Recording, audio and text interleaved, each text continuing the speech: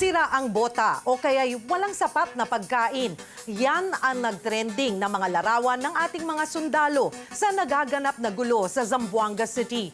Marami ang nagulat lalo na at 75 bilyong piso ang inilaan para gawin ng moderno ang Armed Forces of the Philippines. Kung walang gamit, gaano naman kahanda ang kasanayan ng ating mga sundalo para sumabak sa giyera?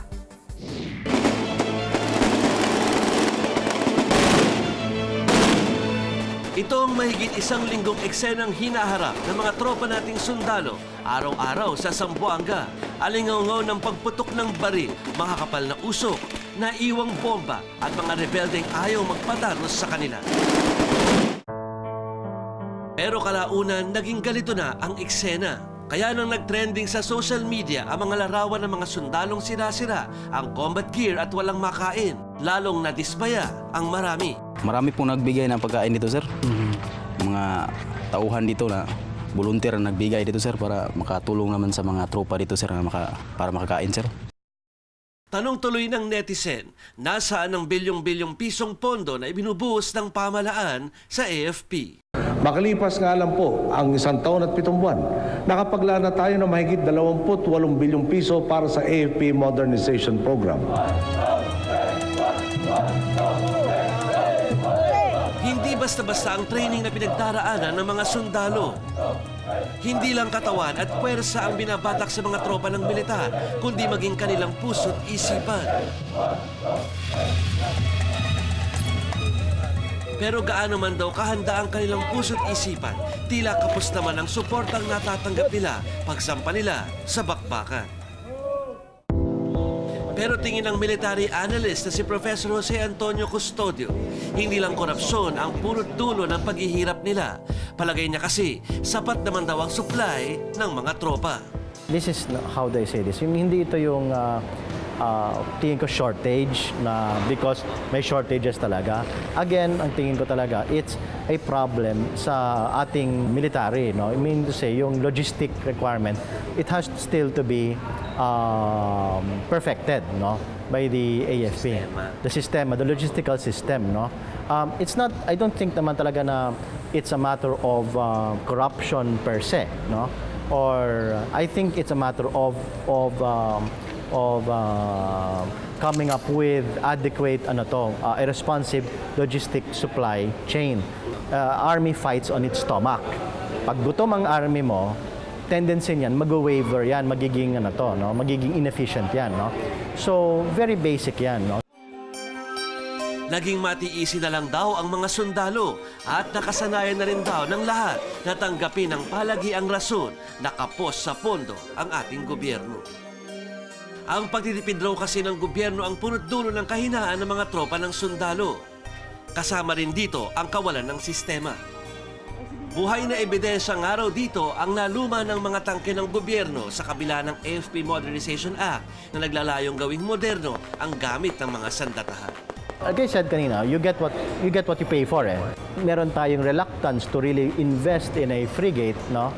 We tended to get the next best thing, which is a Hamilton cutter, no? Pero pag tinignan mo yung Hamilton cutter na yan, it is 1960s vintage. Kung gagamitan sa kotse, no? Ang mga neighbors natin, may kotse sila, nakabili sila ng kotse because yung national government nila may will, meron focus. Samantalang tayo, because indecisive pa rin tayo, ang binili natin is a Toyopet 1970 version. Isa rin daw ito sa mga dahilan kung bakit hindi makapalag ang Pilipinas sa mga kapitbahay nating bansa. Gayunpaman, paliwanag ng mga eksperto, hindi kasama sa Modernization Act na ito ang mga uniforme o combat gears ng mga sundalo. Still, importante pa rin na yung supply system, no? Pag alam nila hindi tatagal, dapat meron silang enough stocks.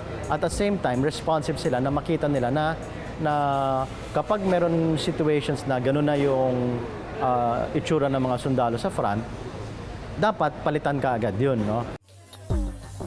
Ayon naman kay AFP Brigadier General Tutaan, hindi nila pinapabayaan ang kanilang mga sundalo. But then again, this is not like a civilian or something like an office job. Gusto ko lugaw. Just imagine, after if you have a heavy meal, paano ka tatakbo? Just put it in an analogy. Maglalaro ka ng basketball. Bakit ka kakain ng marami before the game? Secondly, train kami dyan na eat this much kasi in case there is a situation, you will not be having problems individually. Kwento pa niya, sanay sa hirap ang mga kapwa niya sundalo. Bukod sa hasa ito sa mga matitinding training, suportado rin daw nila ang mga kawal mula uniforme hanggang sa mga prepaid cards nito. Even our logistics train included cell cards for them so that they can also get in touch with their families. But we don't want to advertise this. The CCIE, combat clothing and individual equipment.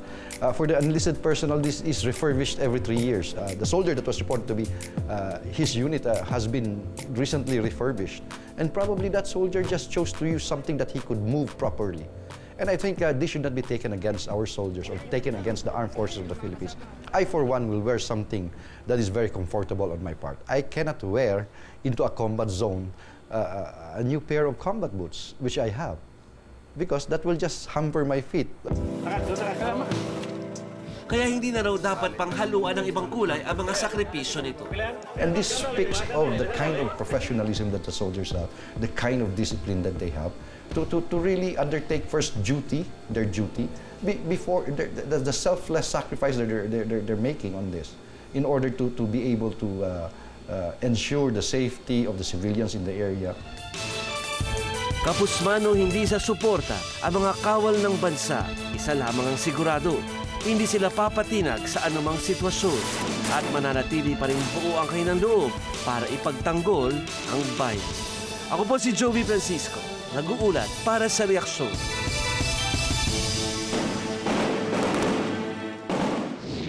FYI mga kapatid, for your information. Nagbigay na ng testimonya ang whistleblower na si Ben Herloy ukol sa pork barrel scam na nagdadawit sa ilang mga mambabatas at opisyal ng gobyerno. Tulad ng iba pang dawit sa mga iligal na gawain o may kinalaman sa mga krimen at nagpa siyang tumestigo laban sa kanyang mga kasama. Nangangamba siya para sa kanyang buhay. Kaya minabuti ng Department of Justice na isailalim siya sa Witness Protection Program. Sa ilalim ng Republic Act No. 6981, bilang witness para sa Estado, makakakuha ng mga benepisyo si Luy tulad ng security protection and escort services, pabahay, tulong sa paghahanap ng trabaho, traveling expenses, free medical treatment, hospitalization at mga gamot. Hindi rin siya pwedeng tanggalin sa trabaho dahil sa pagiging absent niya dahil sa pagpunta sa pagdinig ng kaso at makukuha pa rin niya ang kanyang sahod ng buo. Pero kapag dumating ang panahon na naisipan niyang hindi na tumestigo, maaari siyang arestuhin at makulong dahil sa perjury or contempt. Kapag pinalabas na siya sa Witness Protection Program dahil tapos na siyang tumestigo at wala na ang panganib, ire-relocate siya at ang kanyang pamilya sa lugar kung saan ligtas sila. Maaari rin siyang bigyan ng bagong identity o katauhan. Mayroon ding financial assistance na ibibigay ang gobyerno para sa kanila. Kapag siya naman ay namatay habang sa panahon na siya ay tumitestigo pa, makakakuha ang kanyang pamilya ng 10,000 piso para sa pagpapalibing at libreng paaral naman para sa maiiwan niyang mga anak. Pero sa kabila ng tila magagandang benepisyo ng programang ito, nababalot pa rin ang WPP ng kontrobersya. Matatandaang noong nakaraang taon, tumakas si Cesar Mancao mula sa Witness Protection dahil umano sa malalang korupsyon sa programa.